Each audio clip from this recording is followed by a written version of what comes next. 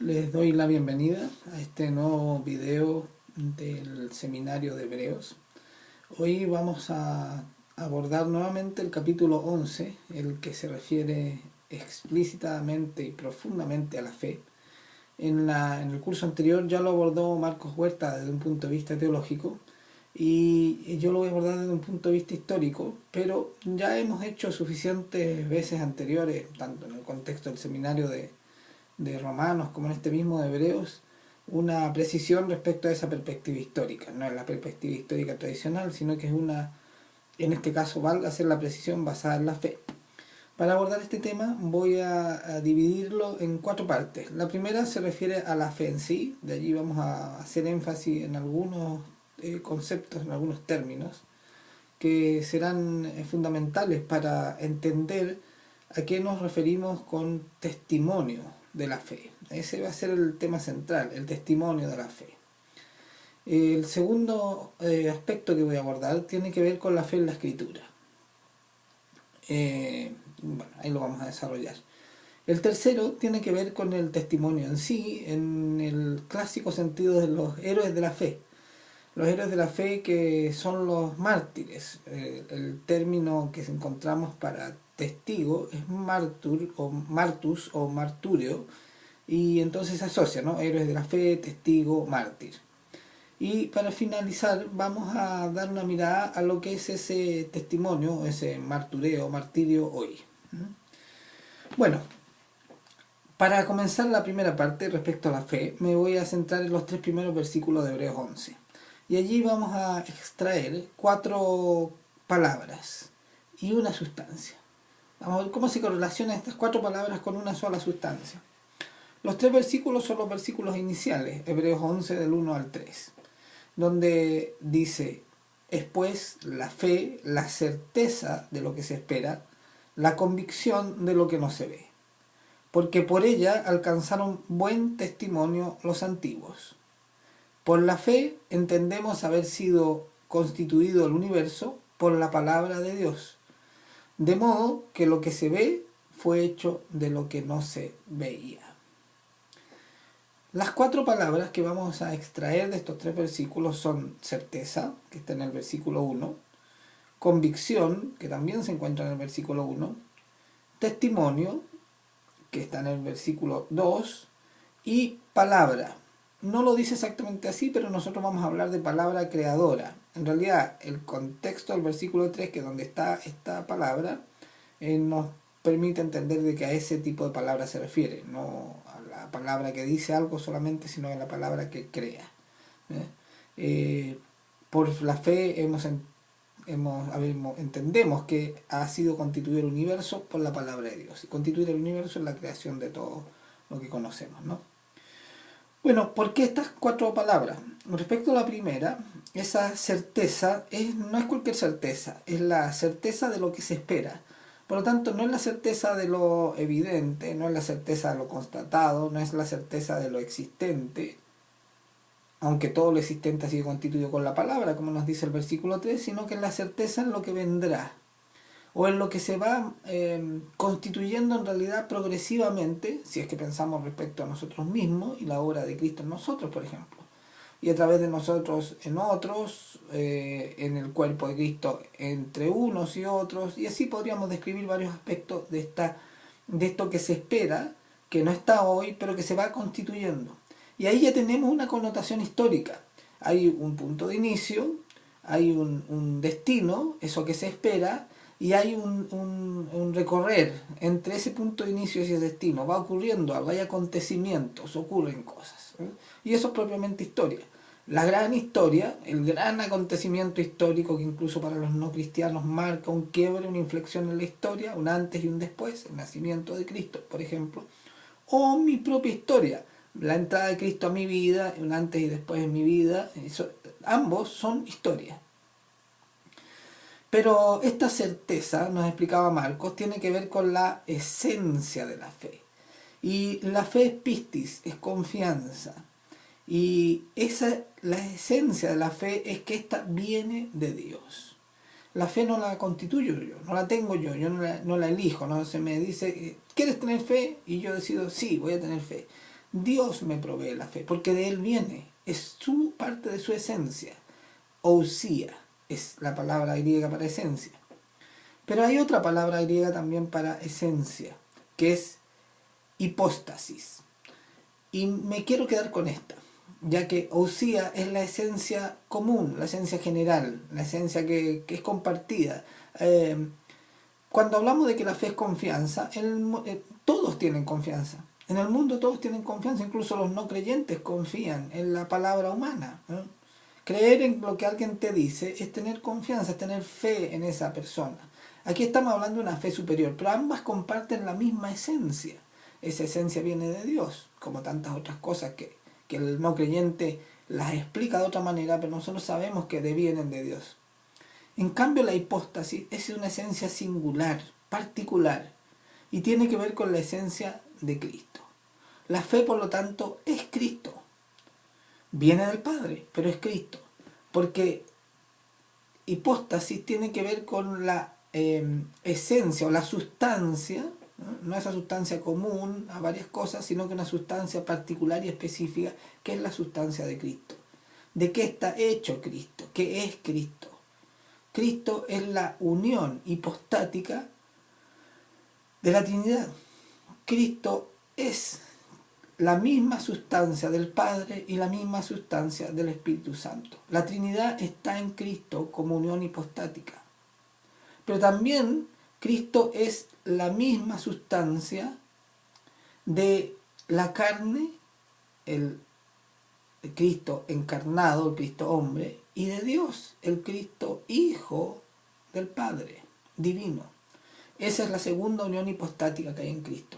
Y esto también es fundamental, porque por fe debemos creer eso, de manera que empiece a constituirse en nuestra vida la verdadera creencia del verdadero Dios y de la verdadera dimensión de Cristo, de todo lo que entra en la historia con Él. Lo segundo es la convicción, ¿eh? La convicción de lo que no se ve. El término griego que aparece allí es elenjos, la prueba, lo que nos comprueba, ¿no? Esa es la convicción. Pero esta convicción no tiene que ver como las pruebas de un juicio, que son objetos, textos, declaraciones constatables, verificables, ¿no? Aunque bueno, se puede decir cualquier cosa hasta que es verificada, ¿no? Me acordé del texto de George McDowell, evidencia que exige veredicto, ¿no? Respecto a la veracidad histórica de la figura de Cristo. Hay una convicción, ¿eh? Y que hay pruebas de ello. Yo puedo dar pruebas de la fe, pero la ousia, la sustancia común de la fe, no se funda en las pruebas. Pero yo puedo dar prueba de esa fe.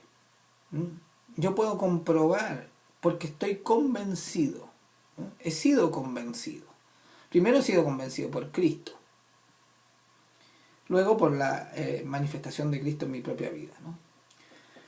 El tercer término es testimonio, y este es martureo o martirio, martus. Martureo se traduce al español como martirio, pero los términos griegos son martus, martureo, que tiene que ver con el singular y el plural. Y este es el testimonio. Es la evolución del máximo testimonio, el testimonio más extremo de la verdad de Dios en Cristo, a través de la fe en Cristo, ¿no? Recuerden que el camino de salvación es por fe. No, eso es lo que creemos nosotros, no es por obra, no es por otra razón, es por fe. Esa es la sustancia de todo lo que creemos, la fe. ¿La fe en cualquier cosa? No, la fe en Cristo. La fe solo en Cristo sin una definición clara de cuál es el rol que Él juega en mi vida. No, la fe de Cristo que murió, por lo tanto vivió. Es una cuestión lógica básica, ¿no? Y eso es histórico. Murió porque vivió. Murió porque había unos malos que lo quisieron matar. No, murió porque eso es lo que estaba determinado por el Padre, para que Él abriera el camino, cumpliera el juicio en lugar mío. Murió por mí, para que yo fuera perdonado y tuviera nuevamente camino al Padre. Pero no solo murió, resucitó, y de eso no tengo prueba histórica. Sí, también, ahí tenemos que ir el libro de Jim Morrison, quien movió la piedra, ¿no? Hay pruebas históricas, lo podemos comprobar, pero no importa comprobarlo, lo que importa es creerlo. Esa es la sustancia de mi fe. La sustancia de mi fe no son las pruebas, que las hay. La sustancia de mi fe es la fe misma, que viene de Dios, ¿no? Entonces yo doy testimonio de todo eso. Y doy testimonio también de un destino final. Hay un juicio final. Yo también voy a ser juzgado. Todos vamos a ser juzgados. Ese es un teleio, ese es el destino final de esta historia. Es la escatología, lo último. Y ahí nuevamente una noción histórica, ¿no? Y finalmente está la palabra creadora. Y esta palabra no es logos. Esta palabra es rema, ¿no? La palabra revelada. Esa es la palabra creadora, la palabra revelada. La palabra literal, la mera palabra, por decirlo de algún modo, siendo incluso un versículo, no hace nada en mí. No produce nada en mí. En cambio, la palabra revelada me cambia. Produce la metanoia, el cambio de mi mente, el entendimiento completo nuevo de las cosas. Y cuando yo entiendo nuevas las cosas, me veo obligado, por convicción, por certeza, de dar testimonio de eso que creo y empiezo a cambiar mis actos, mi carácter, cambiar todo lo que debo cambiar. Y eso es profundamente histórico. Histórico en mi propia historia, en mi propia vida, pero puede impactar también otras vidas y así se va haciendo una historia mayor y puede ser una gran historia.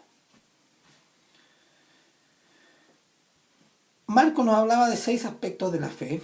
No voy a abordarlos todos, pero sí te voy a abordar algunos. El primero era la primigeneidad, y en la primigeneidad estaba este concepto de esencia, deducía, que era sustancia o esencia general o común, y yo ya he dicho que vamos a utilizar en este caso el otro concepto de sustancia, que es hipóstasis.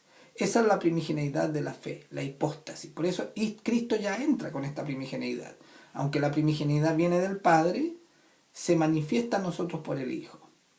El dinamismo de la fe tiene que ver con el misterio de Dios, eso desconocido. La fe me abre el camino al misterio, y por eso es dinámica. Viene del misterio, viene de Dios Padre, viene a mí a través del Hijo, en esta unión hipostática, se mantiene conmigo, la fe me acompaña de dos maneras, ya lo veremos después a través de lo que es lo inmanente, ¿no? Me acompaña permanentemente, ¿no? Y por eso es dinámica, ¿no? Y tiene que ver con este dinamismo del 1 y 3, del Dios en que creemos, la unión hipostática de Cristo con el Padre y el Espíritu Santo, del hombre y Dios, que también es la unión hipostática de Cristo en estas dos dimensiones, ¿no? Es dinámico, es inmanente, está conmigo. Cristo dice, y estaré con ustedes hasta el final de los tiempos, todos los días, todos los días. Pero también estará con nosotros porque Él lo deja. Es necesario que yo me vaya para que venga el Consolador, el Paracletos, que también está con nosotros todos los días. Y el Padre, en la unión hipostática de Cristo, también está con nosotros. Al estar el Espíritu Santo en esta dispensación, está el Hijo y está el Padre. Es poder para libertad, nos decía Marco. Ese poder es en Cristo. El poder inmenso del Padre manifestado en Cristo y dado a nosotros, entregado también como coherederos, y produce un efecto, ¿no? Decía Marco que la fe es la matriz, lo que define la fe cristiana, la piedad cristiana, el ser cristiano, creer en el Evangelio, creer en la palabra. Por eso el segundo aspecto que vamos a abordar es la fe en la palabra, ¿no? Pero la palabra es Cristo. Y esto entonces me define. ¿Me define dónde? En el habla, sí, pero también me define en la vida misma, en mis actos, en todo lugar y hacer. Colosenses nos dice, todo lo que hagáis, hacedlo como para el Señor. Todo lo que hagáis, hacedlo como para el Señor. Y entonces esto tiene que afectar todo lo que ocurre en nuestra vida y lo que también ocurre de nosotros, a partir de nosotros, con otros en la vida. Y eso es profundamente histórico. El efecto entonces es un testimonio, algo visible, una prueba visible para los demás de que esta fe es verdadera. En 1 Pedro 4:10 dice, cada uno, según el don que ha recibido, ministrelo a los otros, como buenos administradores de la multiforme gracia de Dios. Hable conforme a la palabra de Dios, si alguno hable conforme a la palabra de Dios. Si alguno ministra, ministre conforme al poder de Dios, que el poder de Dios da, para que en todo sea Dios glorificado por Jesucristo, a quien pertenece la gloria y el imperio por los siglos de los siglos. Amén. Eso dice 1 de Pedro 4:10. Y aquí está contenido lo que se dice en estos 6 puntos sobre la fe. Porque la fe es dada a cada uno, según la medida que Dios nos dio, dice la Escritura. Pero debemos ser buenos administradores de ella. Es decir, debemos dar testimonio, debemos también acrecentarla. Es como la parábola de los talentos, ¿no? Al cultivarla, ella va a crecer. Él nos da a todos una cantidad de fe, a todos, incluso a los no creyentes. De nosotros dependerá cuánto crezca esa fe. Pero es suficiente como un granito de mostaza. ¿Cuánto nos da Dios? Un granito de mostaza. Pero es suficiente, ¿no? Bueno, ¿y qué debemos hacer con esa fe? 2 tipos de testimonios. Uno, hablar de ello, predicar, evangelizar, testimoniar con la palabra, declararlo, ¿no? Pero también obrar. Dios nos da dones espirituales, nos da talentos, ¿no? Y eso debemos usarlo para servir a los demás. De ese modo también vamos a estar dando testimonio. Por cierto, cuando vemos los dones, hay un despliegue mucho más amplio que lo que encontramos en los 2 pasajes de la Biblia donde se describen los dones específicamente, porque los dones son multiformes, son muchos los dones que Dios nos entrega, y uno de esos dones son los dones de renunciamiento. En una de las clasificaciones que podemos encontrar se habla de 3 tipos de dones de renunciamiento: el celibato, no impuesto, como es por ejemplo la fe católica, sino que como un don de Dios. Como dice Pablo, al que está casado, casado; al que está solo, solo, según Dios determinó, ¿no? La pobreza voluntaria, pienso en Sor Teresa, y había el don de servicio y el don de pobreza, ¿no? Y el martirio, el don de tener la capacidad de morir por Cristo. Vemos entonces que hay 4 palabras poderosas: palabra creadora, palabra rema, ¿no? Certeza, convicción, testimonio y palabra rema. Pero todas tienen una sola sustancia, la sustancia hipostática de Cristo. La fe en la Escritura. Respecto a la fe en la Escritura, me voy a fundar lo que voy a desarrollar en John MacArthur. Y allí vamos a encontrar 5 razones.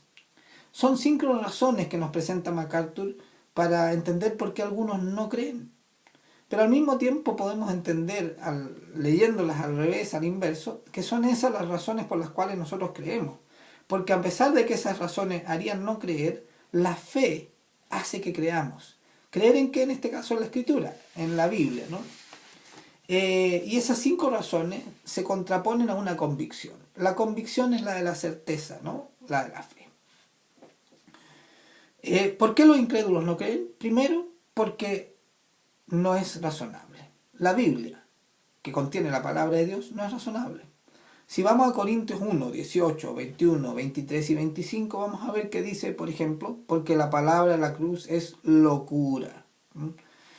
21, pues ya que la sabiduría de Dios, el mundo no conoció a Dios, mediante la sabiduría agradó a Dios salvar a los creyentes por la locura.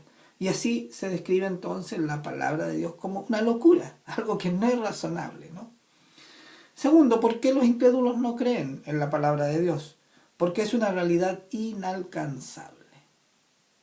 Lo que allí se dice no lo puedo alcanzar por mí mismo, ¿no? Veamos 1 Corintios 1, 19 y 20.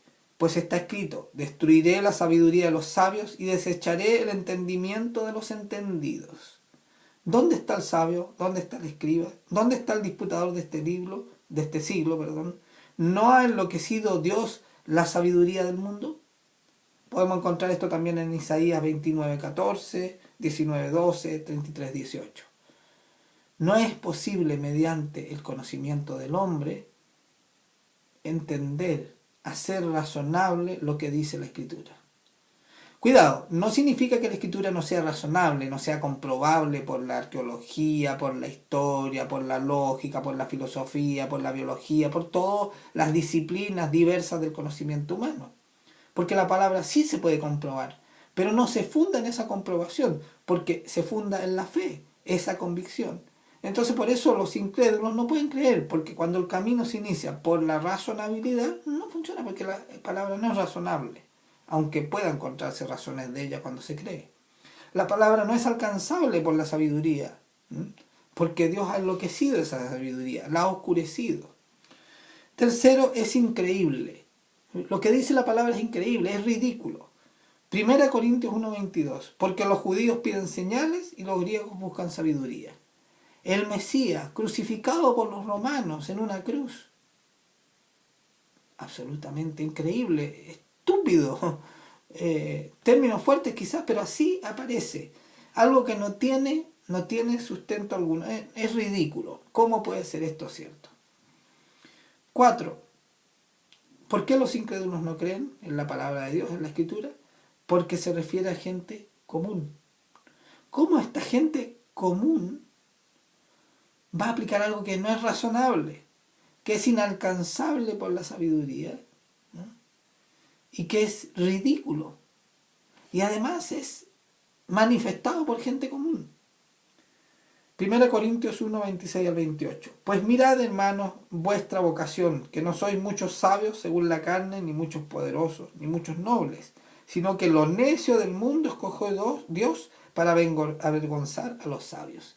Y esto es profundamente importante para entender la lectura de la historia que debemos hacer desde el cristianismo. La lectura de la historia que estamos acostumbrados es la de los grandes personajes, la de las grandes gestas, la de los héroes portentosos. Ese sentido de héroes de la fe no es el que debemos tener.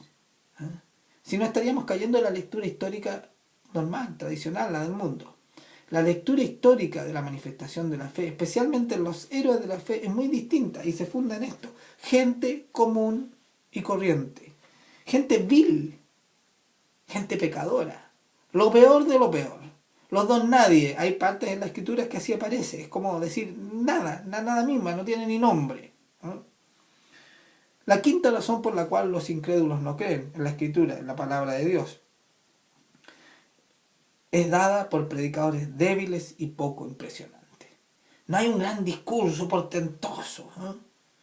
Bueno, esto es difícil de entender hoy en día, porque hoy día la palabra se viste de gran espectáculo, ¿no? Lamentablemente se ha perdido la pureza, la simpleza, la profundidad y el poder de la palabra por sí misma. Predicadores débiles y poco impresionantes. 1 Corintios 2, 1 al 5. Así que, hermanos, cuando fui a vosotros para anunciaros el testimonio de Dios, no fui con excelencia de palabras o de sabiduría, pues me procuré no saber entre vosotros cosa alguna, sino a Jesucristo y a este crucificado. Y estuve entre vosotros con debilidad y mucho temor y temblor. Es difícil creer en eso si no es por fe, ¿no? Es difícil el camino. Dios lo ha hecho así, para que no nos jactemos nosotros de nuestra fe. Y eso da pie también entonces al tipo de testimonio y al tipo de heroísmo al cual vamos a llegar, ¿no? En el versículo 24 dice: mas para los llamados, así judíos como griegos, Cristo, poder de Dios y sabiduría de Dios. Él es el que da este poder y esta sabiduría. ¿Por qué nosotros creemos? 1 Corintios 2:6. Sin embargo, hablamos de sabiduría entre los que han alcanzado madurez, y sabiduría no de este siglo, sino de los príncipes de este siglo que perecen. Nosotros creemos porque esa sabiduría nos la ha dado la fe. En realidad es fe lo que nos hace creer. Es ese tipo de sabiduría y viene de Dios. Es importante esto, nos hace completos. Esta fe en la palabra de Dios nos hace completos. Cuando recibimos a Cristo, lo que era incompleto, lo que estaba roto, lo que estaba deteriorado, lo que estaba estropeado, se hace completo. Miren, hay varios sin embargo, ¿no?, que nos plantea 1 Corintios 2, 7, en primer lugar, porque nos habla de que, como dice, voy a leer 1 Corintios 2, 7, más hablamos sabiduría de Dios en misterio, la sabiduría oculta, la cual Dios predestinó antes de los siglos para nuestra gloria. O sea, Él determinó dónde iba a surgir esa fe, esa convicción, en quién. Y nos plantea en los versículos siguientes, del 10 al 14, 5 consideraciones sobre el Espíritu. en las cuales debemos tener presente que es el Espíritu el que obra en nosotros y no nosotros, ¿no? Para tener esta convicción, este poder, para efectivamente poder tener un piso desde el cual pararnos sólidamente y dar este testimonio, ¿no? Primero dice en Primera de Corintios 2:10, pero Dios nos la reveló a nosotros por el Espíritu, porque el Espíritu todo lo escudriña, aún lo profundo de Dios. Entonces, es el Espíritu el que nos revela la verdad de la palabra, la verdad de Dios, de la cual vamos a dar testimonio, que es Cristo, ¿no? Eso ya lo vimos en otros capítulos de Hebreos. En 1 Corintios 2:11 aparece los primeros dos sino de estos 5. Dice, porque ¿quién de los hombres sabe las cosas del hombre, sino el espíritu del hombre que está en él? Y luego dice, así tampoco nadie conoció las cosas de Dios, sino el Espíritu de Dios. El misterio revelado en Cristo de lo que hay en el hombre encarnado y de lo que hay en él como Dios y en nosotros como hijos de Dios y como coherederos, hermanos de él como primogénito y ya no solo unigénito. En 1 Corintios 1:12 dice, y nosotros no hemos recibido el espíritu del mundo, sino el espíritu que proviene de Dios. No es el espíritu del mundo el que obra en nosotros, y hay un espíritu del mundo, que es el espíritu de Satanás, ¿no? Sino el espíritu de Dios. Y en 1 Corintios 2:13 dice, lo cual también hablamos, no con palabras enseñadas con sabiduría humana, sino con las que enseña el Espíritu. Es el Espíritu entonces el que me revela la verdad de Dios. Por eso es palabra rema, como decían los 3 primeros versículos de Hebreos 11, ¿no? Es el Espíritu al que instruye, el que instruye acerca de las cosas, ¿no? Eso está claro también en 1 Juan 2:27. Porque el Espíritu que Él les ha dado los instruye acerca de todas las cosas. Miren, la palabra testimonio aparece muchas veces nombrada tanto en el Antiguo como en el Nuevo Testamento. Voy a disponer en la plataforma del seminario el texto, esto que estoy presentándoles a ustedes. Aparecen allí varias menciones. Esencialmente en el Antiguo Testamento la palabra marturio o martureo se refiere al testimonio legal. Estamos en el tiempo, en el antiguo pacto. Disculpen. En el pacto de la ley. Por lo tanto, generalmente el uso del término se aplica aquí al testimonio legal.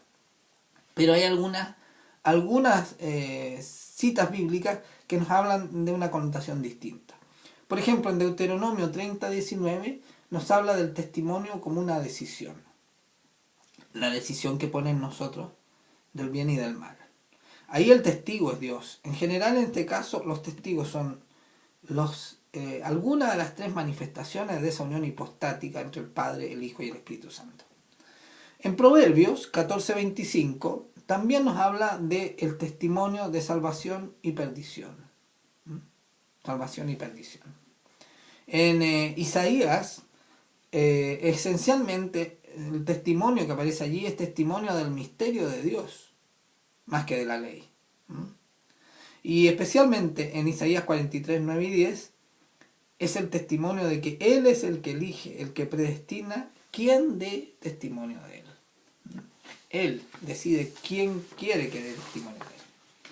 En el Nuevo Testamento también encontramos muchas menciones al testimonio, marturio o martureos, pero yo quiero enunciar 12 categorías de testimonio.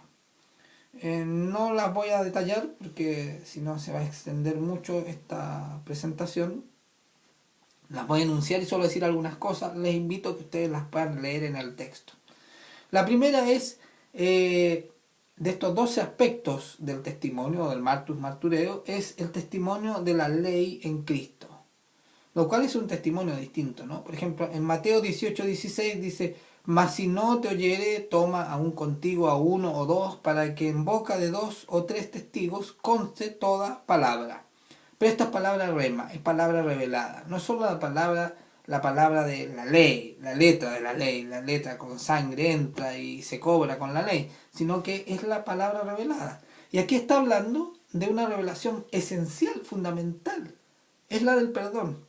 ¿Cuál es la medida de esto? Es una medida incomprensible, una locura. Bueno, podríamos explicar todos los aspectos por los cuales los incrédulos no creen sobre la escritura. Y aquí cuando Pedro le pregunta a Cristo, ¿cuántas veces debo perdonar? Él dice, ni 70 veces 7. O sea, no hay medida para esto. La revelación del perdón, por lo tanto, es el testimonio de la ley, pero en Cristo. La ley cumplida porque es ampliada a un nivel extraordinario.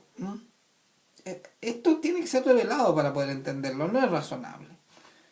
Es muy razonable finalmente cuando se cree profundamente en ello. Bueno, podemos encontrar también esto en Mateo 26:65, Marcos 14:63, Lucas 11:48. El testimonio de Cristo, el testimonio que Cristo da del Padre, lo encontramos en estos versículos. No solo de la ley, sino que de la palabra de Dios como palabra poderosa, firme, por ejemplo, no es un ejemplo menor, para resistir la tentación. En Mateo 4:1 al 10, Marcos 1:12 al 13, Lucas 4:1 al 13 encontramos la tentación de Cristo por Satanás, a la cual él responde con la palabra, dando testimonio del Padre, que se manifiesta en su misterio y en su poder a través de su palabra. El segundo tipo de testimonio es testigos de Cristo, y ese nos es dado a nosotros, lo manifiesta también Juan el Bautista, lo encontramos en muchas partes, ¿no? Lucas 24:48, Juan 3:28, Hechos 1:22, 10:39, 10:41.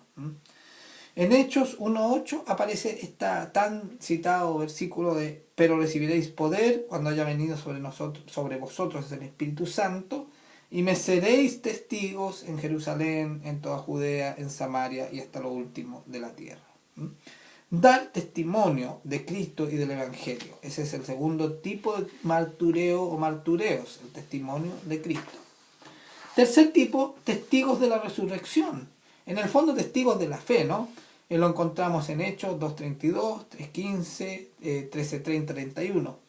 Pero el versículo esencial para esto es 1 Corintios 15, 14, 17.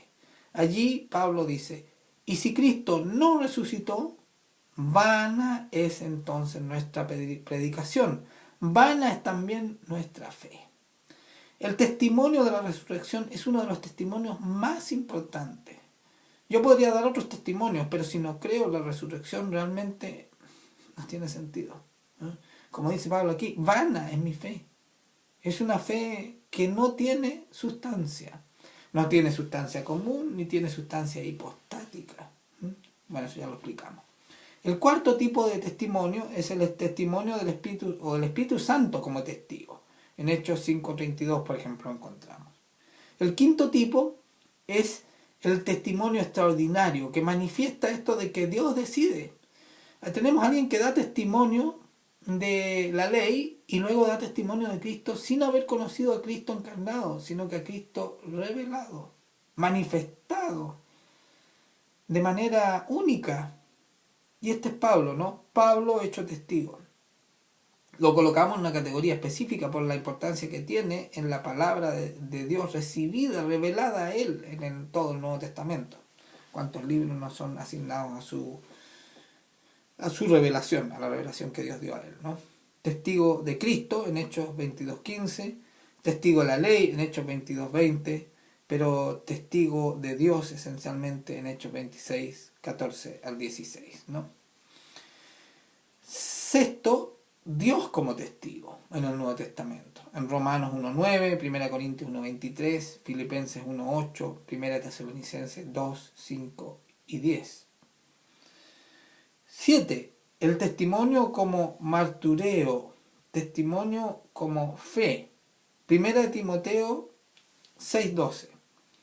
Pelea la buena batalla de la fe.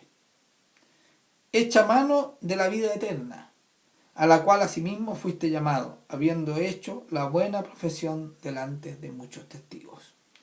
No podemos olvidar quién dice esto a quién. Es Pablo a Timoteo. Y por lo tanto el ejemplo que él da, el testimonio que él da es el de perder su vida por Cristo. No la retiene. En ese sentido aquí se acerca al entendimiento normal que tenemos de martirio, ¿no? De perder la vida. El octavo tipo de testimonio es la transmisión de vida o discipulado, y lo encontramos en 2 Timoteo 2:2. Lo que has oído de mí ante muchos testigos, esto encarga a hombres fieles que sean idóneos para enseñar también a otros. El noveno tipo, la carrera, la lucha contra la muerte, podríamos decir también. La agonía es la lucha contra la muerte. Y esto viene por el término agón en el versículo Hebreos 12:1. Por tanto, nosotros también, teniendo alrededor nuestro tan grande nube de testigos, despojémonos de todo el peso y del pecado que nos asedia y corramos con paciencia la carrera, agón, ¿eh?, que tenemos por delante. El 10º tipo de testimonio, Jesús, autor y consumador de la fe. Hebreos 12:2. 11º tipo de testimonio, Jesucristo, testigo fiel en el juicio final. Apocalipsis 1:5, 2:13, 3:14. En términos de cómo se guarda el testimonio, aquí ya no es exactamente Cristo, sino que es Cristo acusando de algún modo cuando el testimonio es indefinido, no es claro, dentro de la propia iglesia. Y el 12º tipo, los 2 testigos de revelaciones o Apocalipsis. Y los 2 testigos en Apocalipsis 11:3 son el Antiguo y el Nuevo Testamento. Es decir, los 2 testigos de la verdad completa, final de Dios en el juicio final, es su palabra completa, el Antiguo y el Nuevo Pacto, el Antiguo y el Nuevo Testamento. La tercera parte, héroes y mártires. En Hebreos 2 encontramos la mención explícita y más desarrollada de 9 héroes de la fe, a los cuales se suma una mención más rápida de 6 otros héroes bíblicos, y se deja abierto a todos los que aparecen en la Biblia, ¿no? Vamos a ver cuáles son estos, ¿no? El ejemplo completo de lo que es el testimonio está en Esteban, en Hechos 6, 8 al 7, Hechos 6, 8 al 7, 60. Y ahí vemos que el testimonio, hay 2 manifestaciones al menos de estos 13 tipos que hemos dado. Uno es la muerte. El testimonio de Esteban termina con su muerte, por lapidación.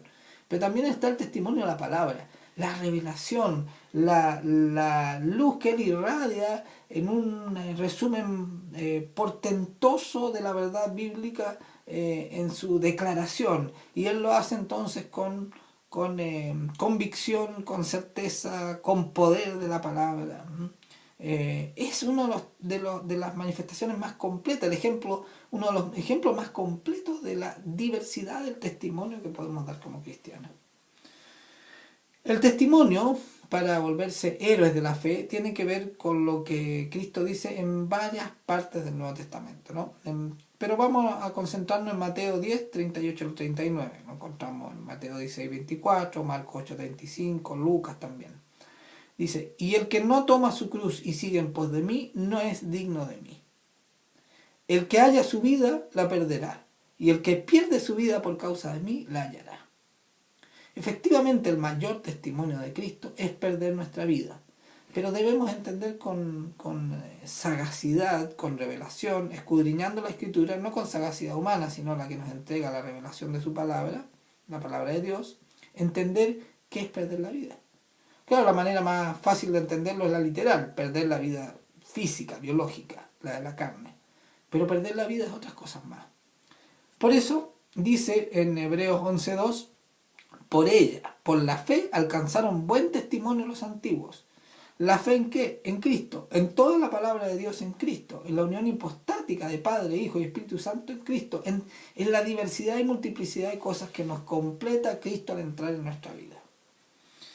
Allí se menciona, como decíamos, a 9 héroes de la fe: Abel, Enoc, Noé, Abraham, Sara, Jacob, José, Moisés, Rahab. Y se dice algunas cosas de por qué ellos fueron héroes de la fe. Y no todos mueren, pero todos podrían caber en alguna de las categorías que hemos mencionado. Y de seguro hay más categorías de testimonio. Luego dice, y también Gedeón, Barak, Sansón, Jefté, David, Samuel, los profetas. Yo explicaría Jeremías. Probablemente porque aunque no murió, la sufrió mucho, ¿no? Esos son los ejemplos históricos bíblicos. Pero aquí deberíamos hacer 3 precisiones ya a esta altura de lo que es ser un héroe. Porque tenemos el concepto de héroe como alguien que hace algo extraordinario, pero como que tiene superpoderes. Él hace las cosas con una supercapacidad. En realidad, lo primero que queremos decir es de que el testimonio tiene que ver con el poder de la confesión del nombre de Jesús. El primer testimonio es confesar a Jesús, pero confesarlo no solo como un nombre, sino que con la fe de todo lo que implica Jesús. Es poderosísimo, es el nombre dado sobre todo nombre, ¿no? Mire, el mejor ejemplo está en Juan 18:6. Cuando les dijo yo soy, cuando preguntaron los que venían a capturarlo, ¿quién es Jesús? Cuando les dijo yo soy, retrocedieron y cayeron en tierra. Ese es el poder de la confesión, en este caso, bueno, vimos a Jesús. Pero cuando nosotros confesamos a Jesús, se abre un poder del Espíritu muy grande allí. Ese es el primer testimonio.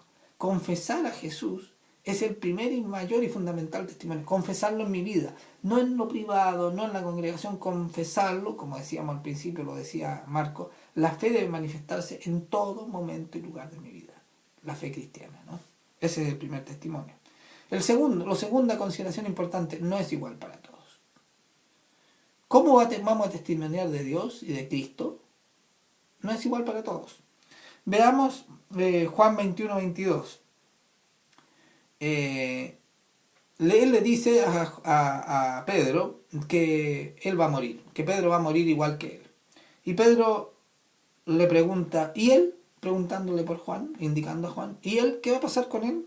Jesús le dice en Juan 21:22, si quiero que él quede hasta que yo venga, ¿qué a ti? Sígueme tú. No es igual para todos el testimonio.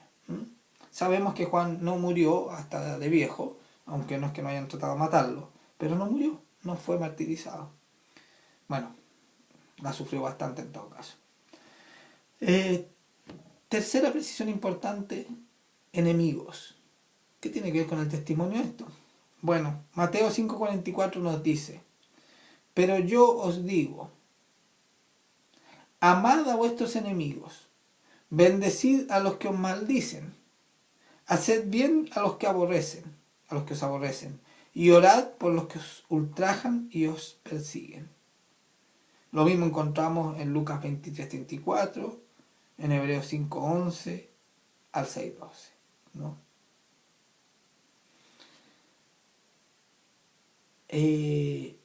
Es fundamental esta última parte, porque el testimonio no solo debe ser dado entre los creyentes, o entre los que podrían estar en posibilidad de convertirse. El testimonio se da en extremo también frente al enemigo. Y no es muriendo enfrentando al enemigo, sino que es amando al enemigo. Ya no vivo yo, Cristo vive en mí, si no, no sería capaz de amar a mi enemigo. No es perdonarlo solamente 70 veces 7, es amarlo. No es poner solo la otra mejilla, el cumplimiento de la ley y la ampliación de la ley, porque ya no tiene sentido, se rompe el esquema de la ley. Es algo extraordinario, es algo heroico. En el libro Locos por Jesús se presentan más de 47 testimonios de testigos de Cristo.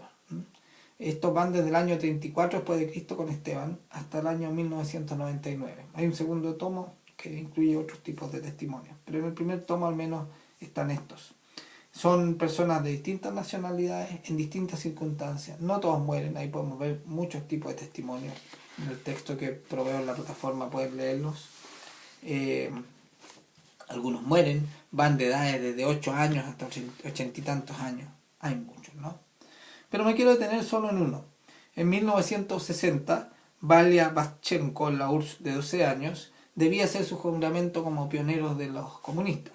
Los niños comunistas a esa edad deben juramentar como pioneros en la escala de formación en la fe comunista, ¿no? Y él se niega, o ella, no sé si es niño o niña la verdad, se niega a hacerlo y los tutores están autorizados a hacerlo por el niño, de manera que es ineludible. Y cuando está ocurriendo, empieza a cantar un canto. No sabemos si muere o no, un canto de fe. Es la resistencia a la formalización en las escuelas, como era en el sistema comunista. Pero ¿por qué pongo este ejemplo? Ahí ella o él da testimonio de su fe en Cristo, en un sistema educativo que lo está llevando a otra fe, a la fe en el comunismo. Pero podríamos pensar que eso no ocurre en los países libres. Sin embargo, el año 1963 se prohibió en las escuelas norteamericanas la oración.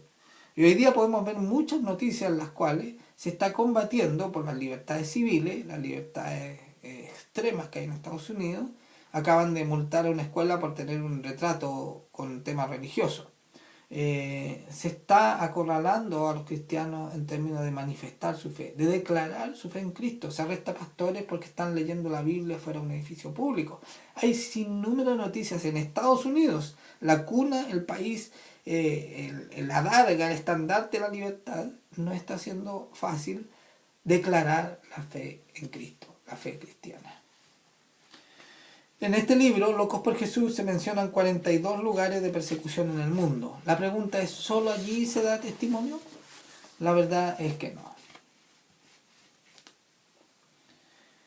Finalmente, quisiera terminar con el martureo o el testimonio hoy, el testificar de Cristo al grado de morir hoy.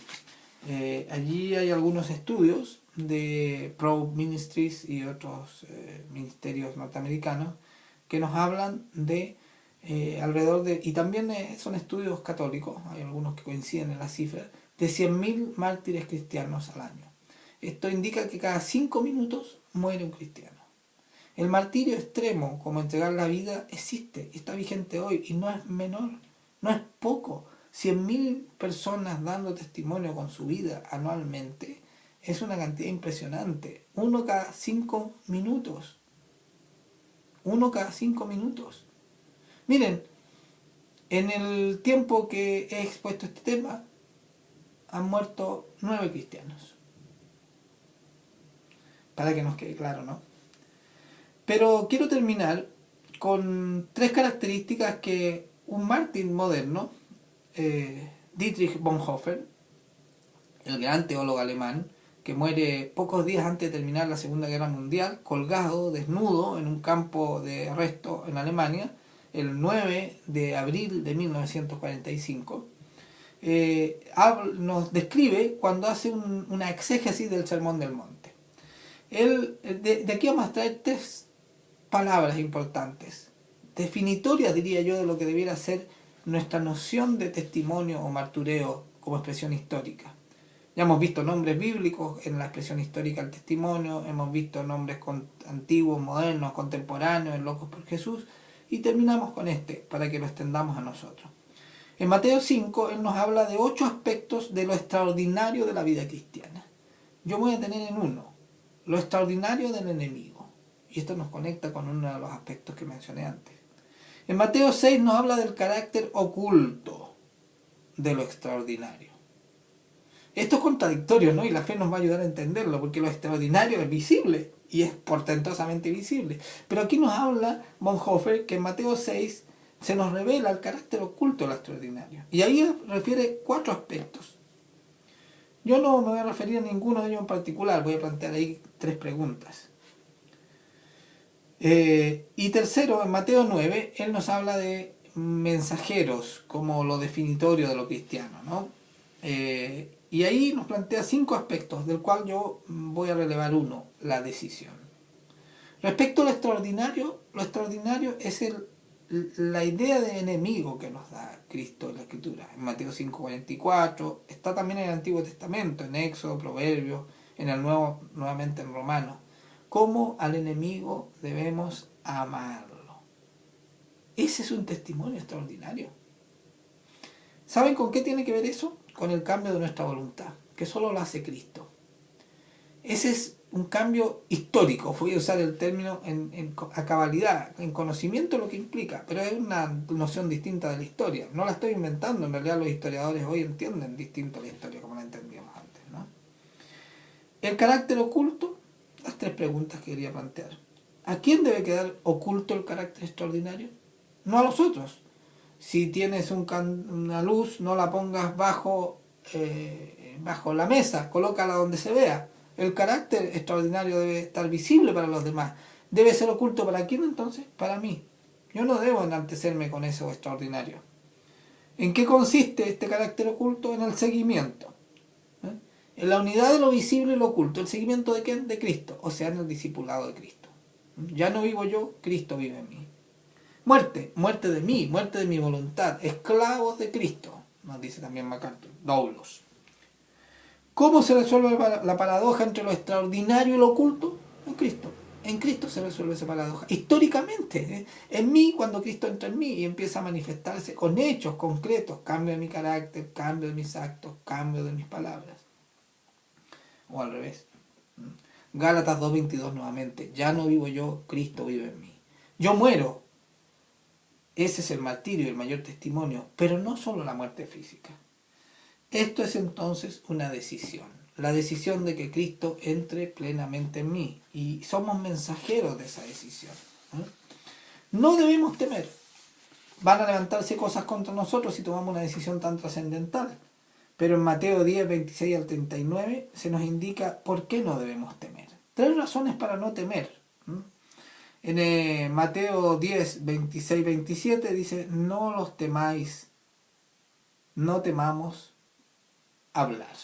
Es decir, no callemos. Ese es el primer testimonio. No callemos nuestra fe. Cada cosa que nos sea revelada estamos llamados a compartirla, a discipular a otros esas verdades que nos van siendo reveladas. No callar. Es el primer testimonio. El segundo, no temáis la vida del Espíritu. Sí debiéramos temer la vida de la carne, porque esa es para la verdadera muerte. En cambio, la vida del Espíritu nos permite enfrentar la muerte física, enfrentar el dolor, el temor, la angustia, la circunstancia. No temer a la vida del Espíritu, aunque no la entendamos, no la comprendamos, porque el Espíritu nos revelará esa verdad y Cristo se manifestará en nosotros verdaderamente. Y finalmente, no temer el juicio. Somos culpables, pero tenemos abogados. No es por nosotros, porque somos culpables. Es por Cristo, que es nuestro abogado. No hay que temer entonces. ¿Qué es la muerte frente a Cristo en mí? Nada. Ahí está en Romanos 8, 38 y 39. Testigos de Cristo, testigos de la fe, testigos de la palabra de Dios, testigos de esta fe única, completa, profunda, que nos ha sido dada.